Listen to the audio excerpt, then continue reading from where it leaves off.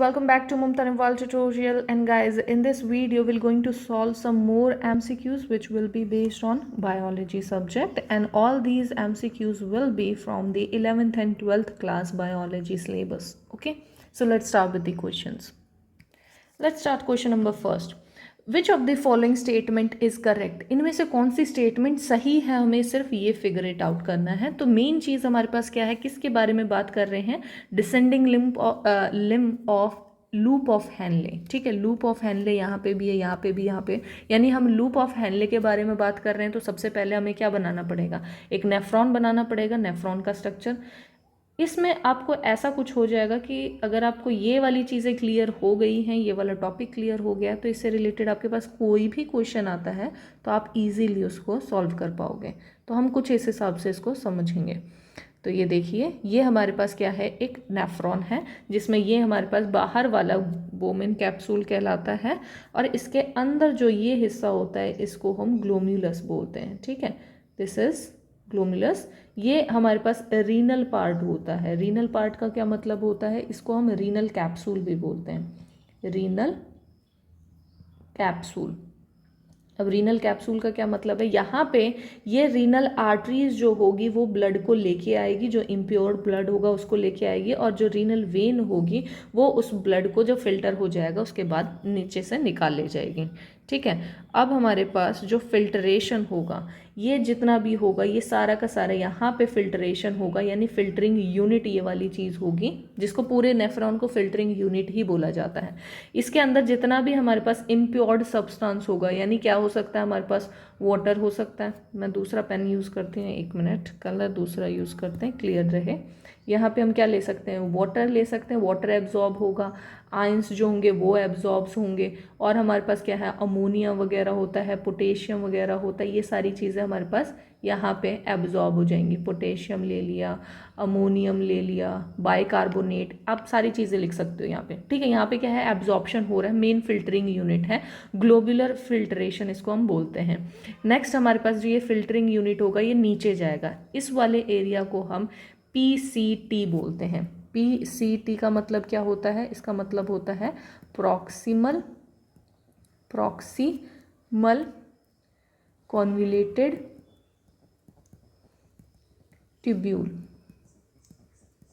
ठीक है, ये हमारे पास PCT प्रेजेंट है। अब PCT में अगर कभी भी आपसे पूछा जाए, जैसे ये बोमन कैप्सूल है, वहाँ पूछा जाए तो वहाँ पे तो हम एब्जॉर्ब कर रहे हैं। ठीक है, री एब्जॉर्प्शन कुछ नहीं हो रहा, लेकिन PCT के अंदर हमारे पास री एब्जॉर्प्शन भी होता है। तो वो री एब्जॉर्ब क्या क्या चीज़ें करेगा, ये वाला हिस्सा, यानी कुछ ऐसी चीज़ें होती हैं जो हमारे ब्लड को वापस भी चाहिए, क्योंकि ब्लड को एक pH मेंटेन करना होता है, एक आयनिक कंसंट्रेशन मेंटेन करना होता है। तो उसके लिए अगर उसने सारी चीज़ें हमारी निकाल ली हैं उसमें से, तो ये आयंस वगैरह वापस भी तो चाहिए उसको, वापस अपनी जो कंसंट्रेशन है उसको मेंटेन करने के लिए। तो यहाँ पे कुछ ऐसा पोर्शन होता है जहाँ पे री एब्जॉर्प्शन भी होता है। तो इस वाले जो प्रॉक्सिमल कॉन्वुलेटेड ट्यूब्यूल होती है, यहाँ पे री एब्जॉर्प्शन हो सकता है। किस किस चीज़ का होगा? जैसे हमारे पास सोडियम का हो जाएगा, क्लोराइड जो होंगे वो वाले आयंस हो जाएंगे, पोटेशियम का हो सकता है, वाटर का हो सकता है, और किसका हो सकता है? ग्लूकोज का हो सकता है। ठीक है, और क्या है, अमीनो एसिड्स होती हैं उनका हो सकता है, बाइकार्बोनेट्स जो होते हैं उनका हो सकता है। काफ़ी सारी चीज़ों का यहाँ पे क्या है, री एब्जॉर्प्शन का मतलब क्या है, यहाँ पे हमारे पास ना वेन्स प्रेजेंट होती हैं, ब्लड वेसल्स प्रेजेंट, ये कैपिलरी टाइप प्रेजेंट है हमारे पास यहाँ पे इसके अराउंड। तो वो वापस हमारे पास ब्लड के अंदर ये सारी चीज़ें री एब्जॉर्ब हो जाएंगी। ठीक है, फिर हमारे पास क्या है, क्या चीज़ सिक्रीट करता है? अगर ये क्वेश्चन आ जाता है कि व्हाट PCT सिक्रीट्स, तो PCT सिक्रीट करेगा हमारे पास अमोनियम और जो केरेटिन होता है। ठीक है, केरेटिनाइन भी बोला जाता है इसको। ये दो चीज़ों को ये सिक्रीट करता है। ठीक है, ये सिक्रीट करेगा और री एब्जॉर्ब क्या करेगा, ये वाले पोर्शन को करेगा। अब हमारे पास दूसरा क्या है, नेक्स्ट स्टेप आएगा, यहाँ पे जो नीचे है, ये हमारे पास PCT प्रेजेंट था। अब नीचे वाले जो हिस्सा है उसको हम क्या कहेंगे, लूप ऑफ हैनले। तो लूप ऑफ हैनले हमारे पास दो प्रेजेंट होते हैं, एक ये वाला और एक ये वाला, दो लूप ऑफ हैनले हैं। जो सबसे पहला होता है वो क्या होता है, थोड़ा सा थिन होता है। थिन होता है और इसीलिए इसको हम क्या कहते हैं, डिसेंडिंग लूप बोलते हैं। तो ये डिसेंडिंग लिम्ब भी कहलाता है, डिसेंडिंग लिम्ब। और ये वाला हमारे पास क्या होगा, दूसरा असेंडिंग, हम उसकी बात बाद में करेंगे। पहले लूप ऑफ हेनले का क्या काम होता है, जो डिसेंडिंग वाला लिम्ब होता है उसका, इसका काम होता है रीएब्जॉर्प्शन। ठीक है, रीअब्जॉर्ब वाटर को रीअब्जॉर्ब करने का मेन काम होता है। यहाँ पे क्या होगा, वापस वाटर जो होगा वो रीअब्जॉर्ब हो जाएगा। लेकिन हमारे पास जो लूप ऑफ हेनले दूसरा है, this is the another, this is also loop of Henley. अब ये जो लूप ऑफ हेनले है ये कौन सा है, इसको हम असेंडिंग बोलते हैं, असेंडिंग लूप और असेंडिंग लिम्ब भी बोला जाता है। This is the ascending limb. इसका काम क्या होता है, इसका काम होता है रीअब्जॉर्ब्स सोडियम एंड क्लोराइड।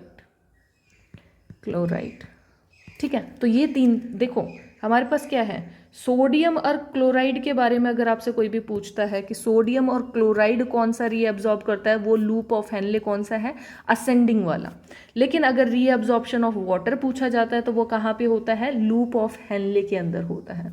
अब हमारे पास इसके बाद और भी हमारे पास पोर्शन होगा जो थिक वाला पोर्शन है, यानी हमारे पास ये पूरा नॉर्मल ही है, नॉर्मल हमारे पास स्ट्रक्चर था। लेकिन जब लास्ट वाला हिस्सा देखें, अगर लूप ऑफ हेनले ही है, असेंडिंग लिम्ब ही है ये भी, लेकिन यहाँ पे थोड़ा सा जब पीछे चले जाते हैं तो यहाँ पे क्या हो सकता है, जो हमारे पास अमोनियम होता है, सोडियम होता है, ये भी एब्जॉर्ब हो जाता है। सोडियम है, क्लोराइड है, तो ये वाली चीज़ें एब्जॉर्प्शन हमारे यहाँ पे, यानी असेंडिंग के अंदर अगर आपको पूछा जाए तो वो दोनों चीज़ कर रहा है। सोडियम क्लोराइड तो कर ही रहा था पहले भी, यहाँ पे जाके थोड़ा सा पीछे अगर चला जाए तो अमोनियम को भी वो एब्जॉर्ब कर लेता है। ठीक है, लास्ट हमारे पास जो ये वाला पोर्शन आता है इसको हम DCT बोलते हैं। जैसे अभी PCT था प्रॉक्सिमल, अब प्रॉक्सिमल की बजाय हमारे पास DCT के अंदर क्या आ जाएगा, डिस्टल कॉन्वुलेटेड